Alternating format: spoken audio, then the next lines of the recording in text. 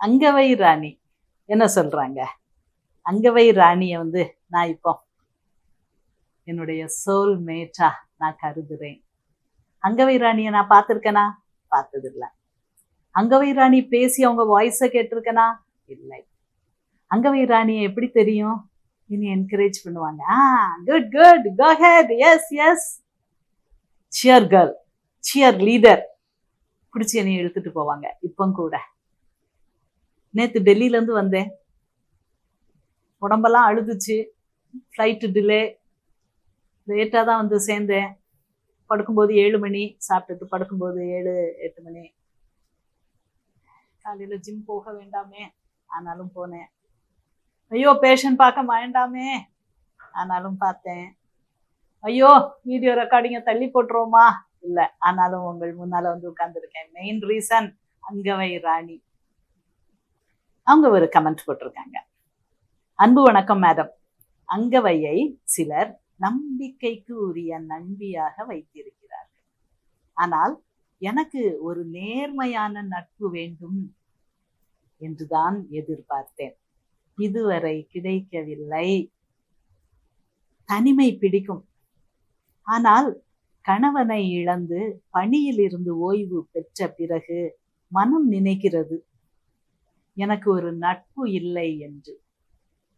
தேவனால் நிறைவாக ஆசீர்வதிக்கப்பட்ட பெண் நான். ஆஹா, அழகுமா அழகு. ஆனாலும் நட்பு இல்லா குறை உண்டு. சிறந்த பதிவு, நன்றிகளும் வாழ்த்துகளும் பாராட்டுகளும். இந்த நாள் ஆரோக்கியமான நாள். அனைவருக்கும் அன்புடன் Angavai. The universe is connecting us. The universe is giving you and me soulmates.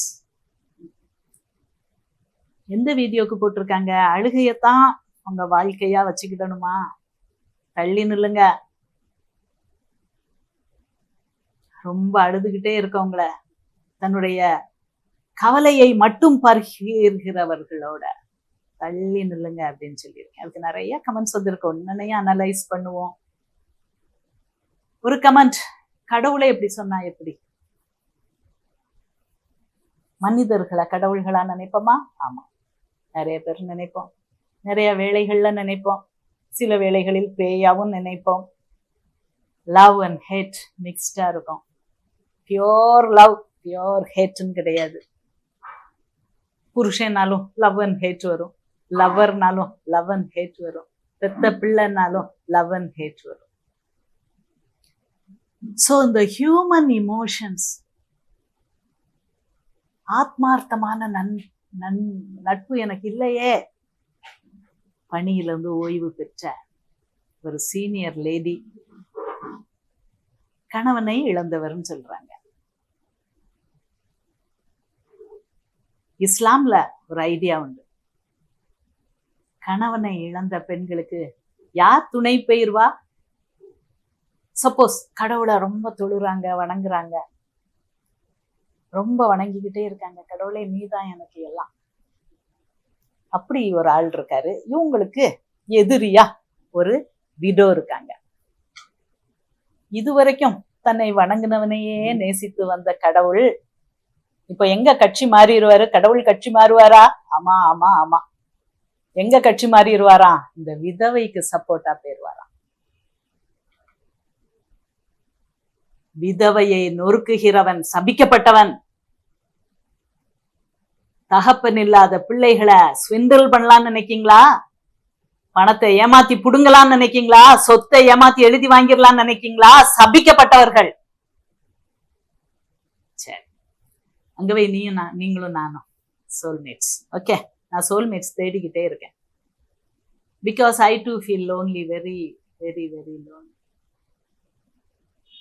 எனக்கு எல்லாரும் உண்டு, எல்லாரும் உண்டு. ஆனாலும் உள்ளுக்குள்ள நம்ம ஒவ்வொருத்தர் ஒரு தனி மனிதர் தான், ஒரு செல்ஃப் தான். சரி, செல்ஃபை பத்தி நான் பேச விரும்புகிறேன். செல்ஃப் அப்படின்னா என்னது? நீங்க செல்ஃபிஷா இருக்கக்கூடாது. எல்லாரும் இப்ப அதுதான் என்னைய போட்டு தாக்குறாங்க. கடவுளே எப்படி சொன்னா நாங்க என்ன செய்யறது? நீங்க கடவுள் மாதிரி அழுறவங்களெல்லாம் தொல்லை தூக்கி போட்டுக்கிடணுமே, கத்தி கூச்சல் போடுறவங்களெல்லாம் கேட்கணுமே, நைட்டு 2 மணிக்கு உங்களை கூப்பிட்டு அப்போ நான் கடான்னு தூங்குவேன், டீப் ஸ்லீப்ல இருப்பேன். இப்போ 2 மணிக்கு முழிக்கிற காலங்களும் உண்டு. சரியா? எஸ், இந்த கூக்குரலில் நான் முழிச்சு எழும்பி, வயசான கிழவிதான், எழும்பி உட்காந்து என் மகா தூக்குல தொங்குறா, பேசுங்க அவட்ட, இதா கழுத்துல மாட்டிட்டா, ஒரு ஸ்டூல கிக் பண்ணான்னா அவ்வளவுதான், செத்துருவா, பேசுங்க அவட்டம்பாங்க. பேசியிருக்கேன். இப்போ என்ன சொல்றாங்க, அழுற குழந்தைய தள்ளிப்போன்னு சொன்னா நீங்க கடவுளாச்சு எங்களுக்கு, நல்லா தான் சொல்றாங்க, நல்லா தான் சொல்றாங்க, உண்மையத்தான் சொல்றாங்க. எஸ், என்னைய கடவுள்னு ஃபீல் பண்றவங்க உண்டு. ஆனா நான் கடவுளாக முடியுமா? அதான் கேள்வி. கடவுள் கான்செப்ட் என்ன?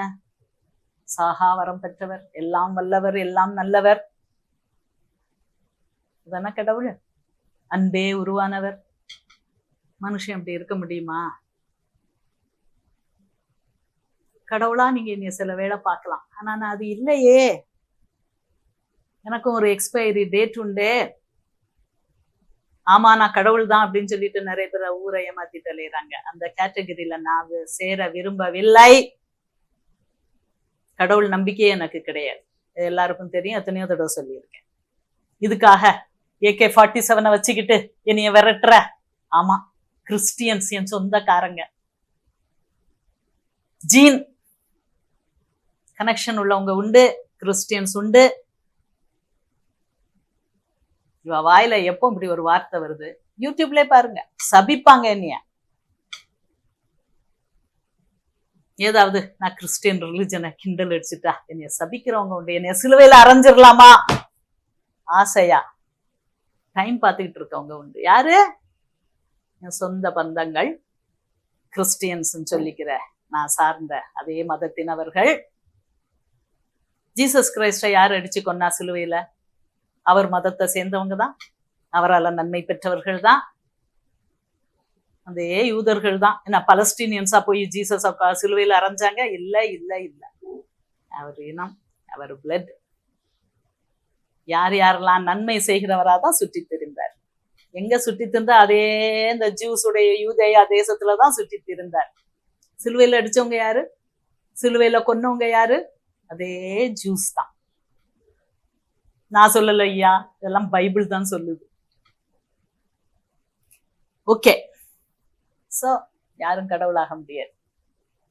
சரியா? கடவுள் போல வாழலாம், இன்க்ளூடிங் ஜீசஸ். கடவுள் தன்மையோடு வாழலாம், இன்க்ளூடிங் புத்தா. ஓகே, சரி. இப்போ கொஸ்டின் என்ன? அங்கவே என்ன சொல்றாங்க? சோல்மேட் வேணும், எல்லோரும் தனி தனிதான், தனி தனிதான், இன்க்ளூடிங் மீ. ஆனா மேட் வேணும், சோல் மேட் வேணும். சரியா? இப்போ நான் ஒரு கான்செப்ட் சொல்றேன், செல்ஃப் எப்படி வருது. நார்சிசிசம் அப்படி பத்தி பேசும்போது நிறைய பேர், என் ஹஸ்பண்ட் ரொம்ப சுயநலம் பிடிச்சவர், அப்படி இப்படி அப்படி இப்படி. நாங்க சுயநலம் வேணும், சுயநலம் இல்லைன்னா செத்து போவோம். செல்ஃப் அப்படிங்கிறது பொத்தி பாதுகாக்கப்பட வேண்டும். செல்ஃப் டிசன்டிகிரேஷன் தான் ஸ்கீசோஃப்ரெனியா. செல்ஃப்னு உங்களுக்கு ஒண்ணு நல்லா டெவலப் ஆகலன்னா, எஸ் நான் அப்படின்ட்டு ஒண்ணு இல்லைன்னா உங்களுக்கு ஸ்கீசோஃப்ரெனியா. ஓகே, நான் சொல்லல, சயின்ஸ் தான் சொல்றாங்க, இந்த சைக்கியாட்ரிஸ்ட் தான் சொல்றாங்க. ஓகே, செல்ஃப்னா என்னது? எப்போ வருது? ஒரு ஹியூமன் செல்ல பாதி ஆகிய ஸ்பெர்ம் இருக்கா? ஒரு ஹியூமன் செல்லுல பாதி ஆகிய ஓவம் இருக்கா? அப்பா பாதி, அம்மா பாதி, பாதி தான். இது ரெண்டும் முழுமையான செல்ஸ் கிடையாது. இது தனியா ஒன்னும் செய்ய முடியாது. இந்த ஆண் செல்லு என்னதான் ஆண்னாலும் அது தனியாக்க சாதிக்குமா? கிழிக்கும். இந்த பெண் செல், நான் பெரிய ஆளு அப்படி இப்படின்னாலும் இந்த பெண் செல் தனியா செய்ய முடியுமா? ஒன்னும் செய்ய முடியாது. இரண்டும் இணையணும். ஓகே, ரெண்டும் இணையணும். இணைஞ்சு ஒரு குட்டி பேபி வரும், ஒரு குட்டி உயிர் வரும். லைவ் அண்ட் கிக்கிங்கா, கருப்பையில ஒரு உயிர் வரும். செல்ஃப் எப்போல இருந்து ஆரம்பிக்கணும்? அப்போல இருந்து ஆரம்பிக்கணும். 2 அறை எஸ், அரை குறை சேர்ந்து ஒரு முழுமையாச்சு. பாத்தீங்களா? அந்த டைம்ல செல்ஃப் வேணும். என்ன மேடம் என்னத்தையோ வளர்றீங்களே, அவங்க கைனகாலஜில ஆப்ஸ்டிகல்ஸ்ல இப்படி எல்லாம் படிக்கலையே. நாங்க மனசை படிக்கவங்க, மைண்ட் படிக்கவங்க, செல்ஃப படிக்கவங்க. நான் சொல்றேன், 2 ஹாஃப் சேர்ந்து முழுமையடைதா செல்ஃப் வந்து. செல்ஃப் வரலன்னா பிளைட்டட் ஓவமா. அப்படின்னா என்ன அர்த்தம்? அறகுறை அபார்ஷன் ஆயிரும். சரி, இந்த செல்ஃப் வந்துருச்சு, மல்டிப்ளை ஆகுது. செல்ஃப்னு ஒண்ணு வந்துச்சுன்னா தான் மல்டிப்ளை ஆக முடியும், பலுகி பெருக முடியும், ஹியூமனா உருவாக முடியும், ஒரு உலகத்தில் லைஃபா உருவாக முடியும். செல்ஃப் முழுமை பெற முடியும். இதுல எங்கெங்கெல்லாம் தப்பு நடக்கும் அங்கெங்கெல்லாம் கோவம் அவுட், அபார்ஷன். அதுக்கு வாழணும், உயிரோட இருக்கணும். அம்மாட்ட இருந்து ரத்தம் வரலையா, சத்து வரலையா, ஆனாலும் நான் வாழணும். Complete parasite. என்னது? உங்க வயிற்றுக்குள்ள உள்ள அந்த சின்ன பேர். ஐயோ அம்மாக்கு விட்டமின் டி வேணும், இல்லைன்னா அம்மாக்கு அவலபுத்தி வந்துருமே. ஐயோ அம்மாக்கு தைராக்சின் குறைபாடு இருக்கேன், நான் எப்படி எல்லா தைராக்சினையும் எடுக்க முடியும்? ஐயோ எங்க அம்மா சாப்பிடுற சத்து, மூளைக்கு போற சத்து, ஹார்ட்டுக்கு லங்ஸுக்கு போற சத்தெல்லாம் எனக்கு வேணுமே. Complete parasite. இப்ப புரியுதா உங்களுக்கு? செல்ஃப்னு ஒண்ணு இல்லைன்னா உலகமே இல்லை.